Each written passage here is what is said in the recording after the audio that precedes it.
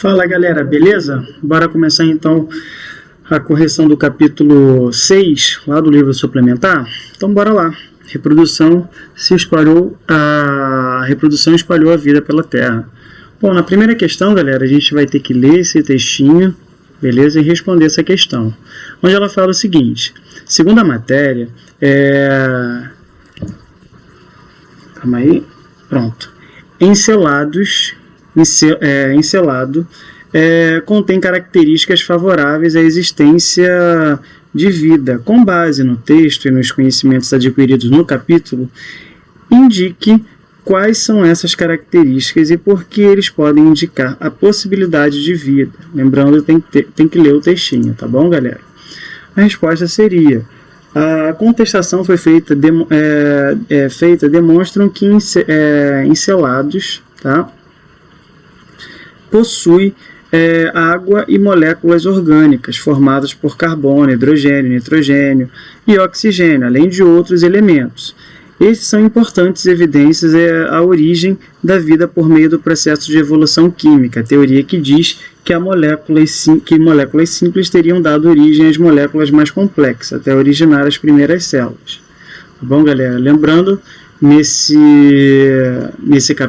capítulo a gente está recordando sobre aquela parte sobre aqueles primeiros seres que existiram na Terra, tá bom? Então, é lá da Terra primordial. Novamente, leia o texto e depois assinale a alternativa correta. Tá? Sobre este texto, é possível afirmar que, caso se mostrem corretos os dados, favorecem a teoria da panspermia, beleza, galera? No qual a vida teria surgido fora da Terra. Letra B. Número 3. Há alguma hipótese sobre o surgimento da vida na Terra, mas, de maneira geral, pode-se dizer que as condições favoráveis para o desenvolvimento da vida no planeta foram a presença da água, as condições atmosféricas e a temperatura adequada, além de fontes de nitrogênio e de carbono. Então, a letra C seria a correta. 4. Leia as assertativas a seguir e classifique-as em verdadeiro ou falso. Pela hipótese da evolução química, a vida teria se originado no planeta a partir de modificações lentas e graduais da matéria inorgânica disponível. Correto. Letra B. Quando a vida surgiu no planeta, a temperatura e as condições atmosféricas da Terra primitiva eram idênticas às atuais. Incorreto, não era idêntica, beleza, galera? Terra primitiva era muito quente, muitas tempestades, muitas radiações, beleza? Então não era como os dias atuais. Letra C. A teoria da panspermia indica que a vida se originou fora da Terra, em outro ponto do universo, sendo trazida à Terra por cometas ou meteoros. Verdadeira. Os mecanismos básicos de reprodução e metabolismo dos seres vivos se originaram possivelmente de um organismo primordial. Também verdadeiro. 5. Observe a imagem a seguir e responda as questões. Qual a hipótese para a origem da vida está representada nessa imagem? Então aqui fala sobre a teoria da geração espontânea, tá bom, galera? Trata-se da visão aceita pela comunidade científica. Atualmente, não é mais aceita, tá? Por quê? Essa teoria, né, essa hipótese, fala que se eu colocar algum tipo de material em um certo canto, eu vou ter a geração de vida. Então, a teoria da geração espontânea é você gerar vida a partir de objetos inanimados. Ou seja, dando origem à teoria da abiogênese, né? Que pode-se gerar vida através de substâncias que não têm vida, né? De seres que não têm vida. Bom? Continuando. Número 6, leia as tirinhas a seguir. A bactéria Jurandir vai se dividir em 2.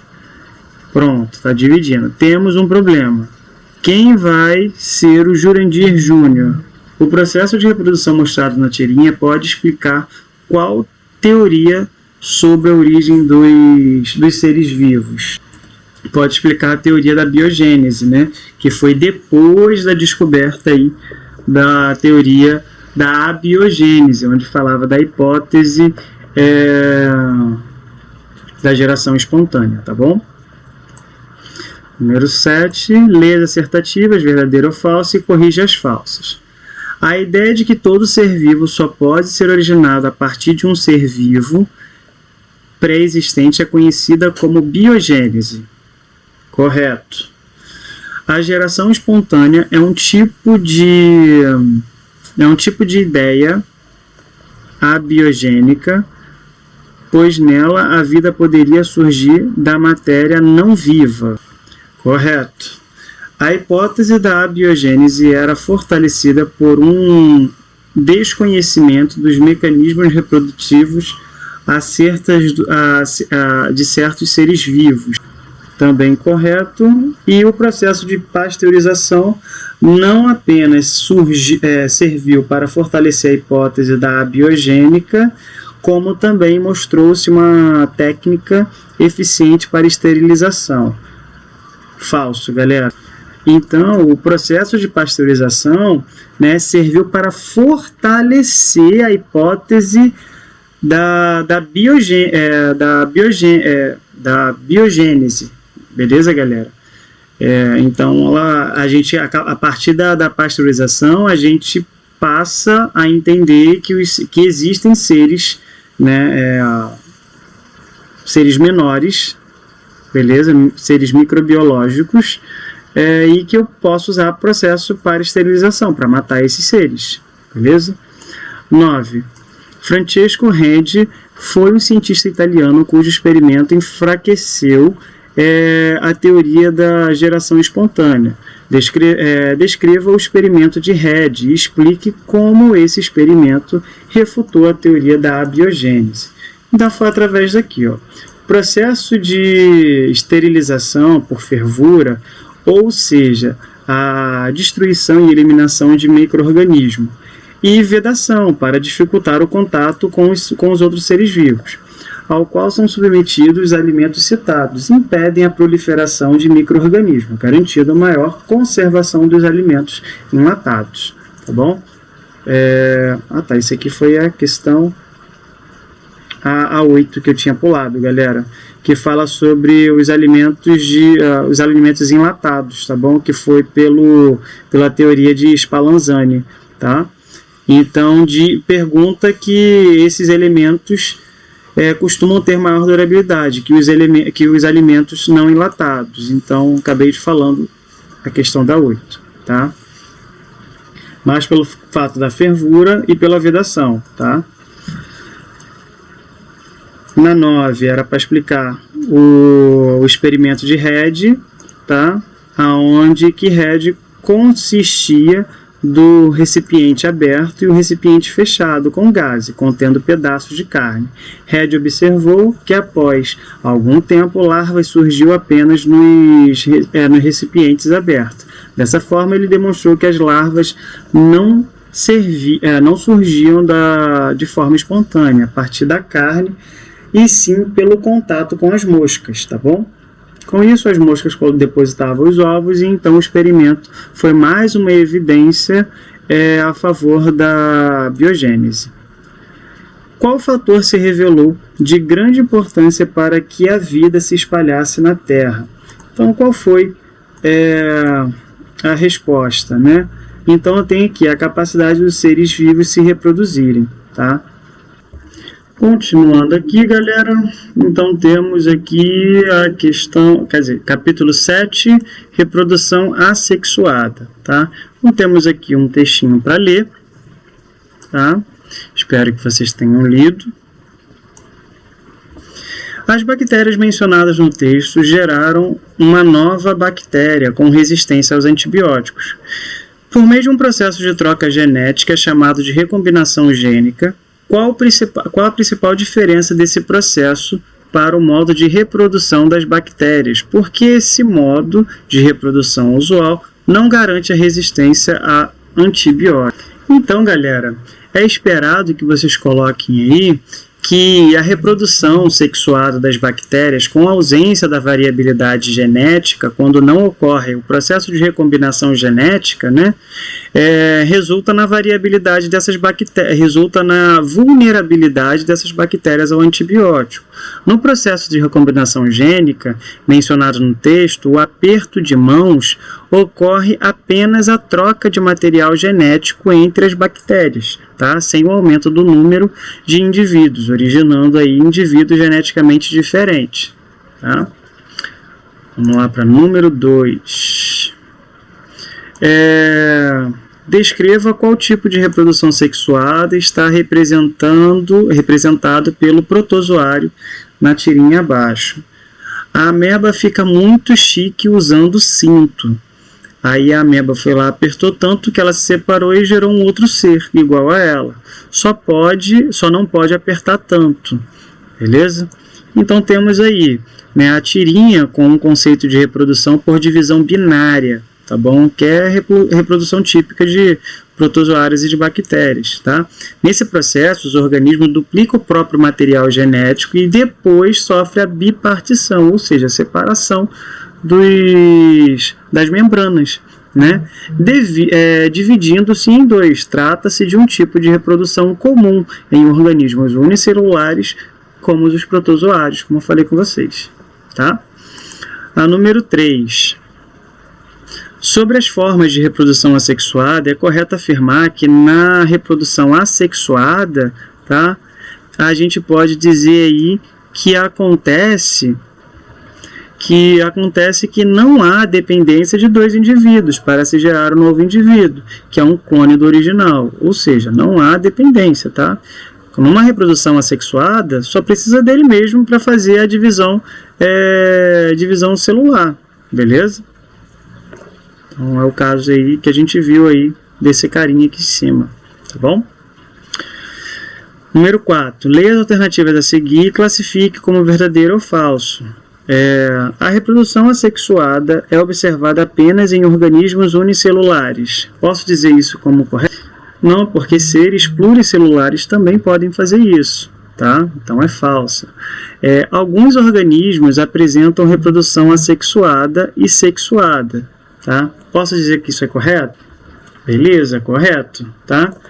A reprodução sexuada ocorre somente em presença de dois progenitores. Correto, eu preciso do macho e da fêmea, beleza? Reprodução sexuada. Os seres vivos produzidos por reprodução assexuada são clones? Beleza, né? É verdadeiro. A partenogênese é um nome dado a um tipo de reprodução sexuada? Não, é um tipo de reprodução assexuada, tá bom, galera? Vamos lá. 5. Analise a tirinha a seguir e responda as questões. Tá? Majestade, estas assexuadas disputam a posse do mesmo bebê. Corte o bebê ao meio, dê um pedaço para cada uma. Yup, pronto, agora cada um tem um. Assinale a opção que apresenta o tipo de reprodução ilustrada na tirinha. Tá? Então aqui temos que tipo de reprodução. Uma reprodução típica das planárias, né, que é esse tipo de organismo que a gente está vendo aqui, é o tipo de fragmentação, tá bom, galera? É o tipo de fragmentação. A gente vê nesse caso. Na número 6. Vamos lá. Vocês têm que ler o textinho aqui. A espécie de formiga descrita no texto realiza que tipo de reprodução assexuada? Porque seu modo de reprodução difere da maioria dos organismos multicelulares. Vamos lá. Se reproduz sexualmente por partenogênese. Um óvulo não fertilizado dá origem a um novo descendente. Entretanto, a maioria dos organismos multicelulares se reproduz sexuadamente. Cada progenitor libera gametas cuja união de fecundação dará origem a um novo indivíduo. Tá? Resposta da 6 aí. 7. Observe a imagem. É possível concluir que, as rainhas, tá, e operárias nascem via reprodução sexuada, tá? E enquanto os zangões nascem por reprodução assexuada. Temos aqui, tá bom? Vamos lá. Há 2 tipos de reprodução na natureza, assexuada e sexuada. Acredita-se que espécies que se reproduzem de modo assexuado estão mais suscetíveis à extinção do que as que se reproduzem sexuadamente. Por quê? Bom, como a reprodução assexuada produz clones, mutações aleatórias danosas são passadas aos filhos, o que provocaria danos à espécie ao longo das gerações. Além disso, a ausência da variabilidade nas características proporcionada pela reprodução assexuada diminui a probabilidade de adaptação e de sobrevivência dos indivíduos em situações de mudança no ambiente, tornando-os mais suscetíveis à extinção. Tá? Então, sim, a galera aí que faz reprodução assexuada, elas têm a tendência de ficar extintos. Na figura abaixo, representa um tipo de reprodução exclusivamente de vegetais, como é denominada? Essa reprodução é assexuada ou sexuada? Por quê? Então temos aqui, a figura com o processo de propagação vegetativa ou mergulia, é um tipo de reprodução assexuada, exclusiva do vegetal. A propagação vegetativa é assexuada porque não envolve a participação dos gametas. É simplesmente eu pegar uma parte, afundar ela, e você vê a proliferação dessa planta, tá bom? E número 10, temos aqui lê as alternativas a seguir, marque verdadeiro ou falso e corrija as falsas. Na reprodução assexuada por fragmentação, ocorre a formação de um novo indivíduo a partir do broto que se desprende do progenitor. Isso aqui eu posso dizer que está errado, tá bom, galera? Por que está errado? Na reprodução assexuada por fragmentação, ocorre a formação de um novo indivíduo por meio da regeneração por partes fragmentadas. Então, eu corto um pedaço daquele ser, vai nascer um outro ser igual àquele, beleza? A partir daquele pedaço cortado. B. Na reprodução assexuada por brotamento, ocorre a formação de um novo indivíduo a partir da formação de brotos do progenitor. Também, eu posso dizer que está certo, aqui é verdadeira, tá? Na letra C, na reprodução assexuada por divisão binária, ocorre a formação de um novo indivíduo a partir de um mecanismo regenerativo. Aqui já está errada, Temos, na reprodução assexuada por divisão binária, a formação de um novo indivíduo ocorre a partir de um mecanismo de divisão celular, tá? E as outras duas estão corretas, tá bom? Na número 11, uma forma de plantar goiabeira removendo galhos novos de uma planta adulta que contém estrutura germinativa e fixá-la ao solo. Pode-se utilizar o auxílio de um sustentáculo. Esse tipo de técnica de propagação vegetativa, propagação vegetativa recebe o nome pode ser chamada de enxertia, tá bom, galera? Pode ser chamado isso aqui, de enxertia. Então, eu retiro um galho, beleza? E planto ela num novo solo. Eu posso utilizar então como enxertia, não como mergulia, tá? A mergulia eu pego, vou voltar aqui, A mergulia eu pego um galho, ainda em sustentação com a original, mergulho no solo, tampo e ele começa a germinar.